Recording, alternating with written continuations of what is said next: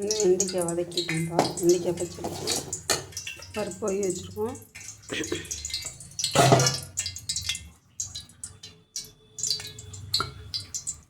கடுகு வந்து வரமாக போட்டுக்கோம். பெருங்காயத்தூள் போட்டுக்கோம்.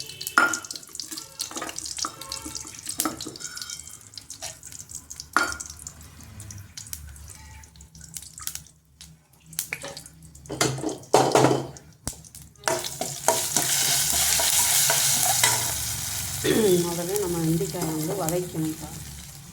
நல்லா இதுமாரி வெண்டைக்காயை நல்லா வதக்கி வச்சுக்கணும். அப்புறம் தான் நம்ம வந்து கடுகு வந்து வரமாக சீரகம் போட்டு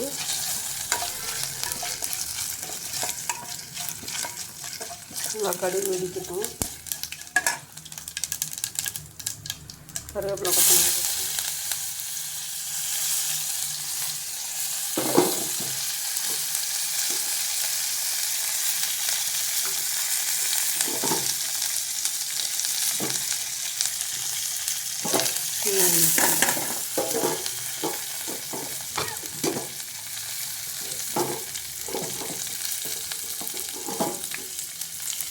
கொஞ்சோண்டு புளி கரைச்சி வச்சுருக்கோம்ப்பா. கொஞ்சமாக ஒரு சொலகணும்.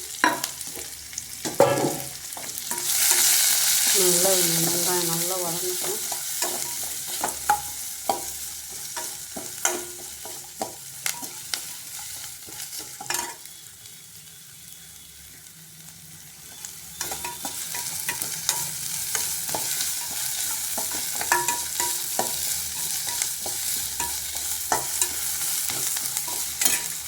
லைட்டாக உப்பு போட்டுக்கோங்க.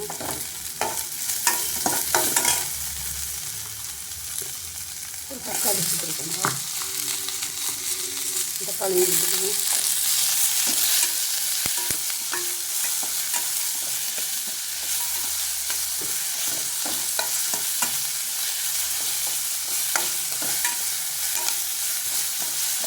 நல்லா குழையெல்லாம் வேணும். தக்காளி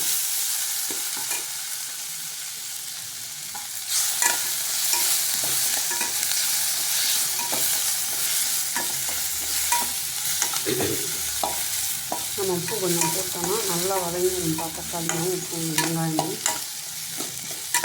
முதல்ல வெண்டைக்காயை போட்டோம்னா கொலன்னு வலுன்னு போயிடும். அதனால் சாம்பார் கூட நம்ம வதக்கி வச்சுட்டு தான் நம்ம போடணும்.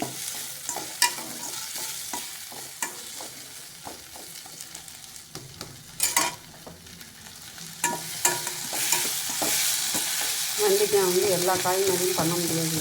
கொஞ்சம் வளவளப்பு தன்மை உள்ளது. அதனால் நம்ம வந்து என்ன பண்ணோம்னா முதல்ல வதக்கி சாம்பாருக்காக இருக்கட்டும், பச்சடிக்காக இருக்கட்டும், இதை வந்து பச்சை மிளகா சேர்த்துக்கணும்.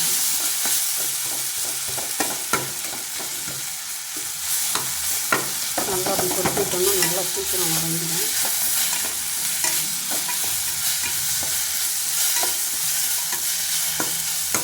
முழுசாக இல்லாமல் இருக்கும்.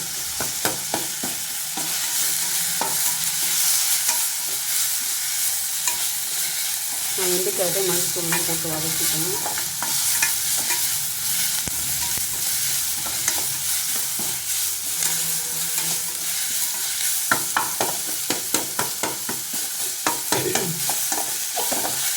இந்த பச்சடி சூப்பராக இருக்கும்ப்பா. பச்சடியை மட்டுமே வச்சுட்டு சாப்பிடலாம்.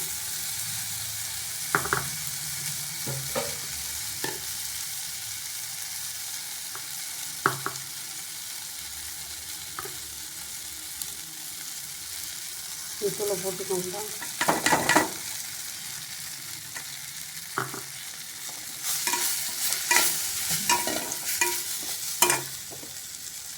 வெண்டைக்காய் வதக்கணும்.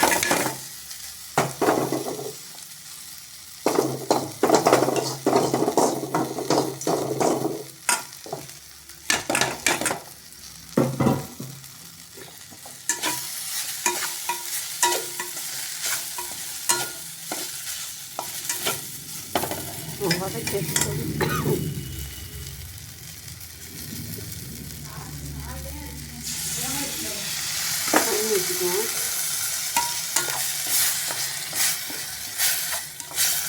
நல்லா இது கொதிக்கட்டும்பா. லைட்டாக கொஞ்சம் வேக ஊற்றி தான் புளி ஊற்றணும். இந்த அளவுக்கு ஊற்றினா போதும். வதக்கிட்டு தான் போட்டுருக்கோம் வெண்டைக்காயை. மூடி வச்சுக்குவோம். இப்போ 10 நிமிஷம் ஆகட்டும். நானானா காமிக்கிறேன். ஒரு சொல புளி ஊற்ற போகிறோம்ப. கொஞ்சமாக ஊற்றிருக்கேன். நீ வேணுங்கிற அளவு பார்த்து ஊற்றிங்க. பெரிய தக்காளியை போட்டதுனால நான் கொஞ்சமாக தான் ஊற்றிருக்கேன். நல்லா வெந்துருச்சு. கொஞ்சம் நறுக்குன்னு தான் இருக்கணும், ரொம்ப வேகணும். நம்ம புளி ஊற்றி சத்து நேரம் கொதிக்க ஊற்றி நம்ம பருப்பு ஊற்றணும். பருப்பு நான் 4 ஸ்பூன் எடுத்திருக்கேன். 2 நேரத்துக்கு நீங்கள் தேவைக்கு தகுந்த மாதிரி எடுத்துங்க. ஒரு விசில் வச்சு எடுத்திருக்கேன். நல்லா மலர்ந்துருச்சு.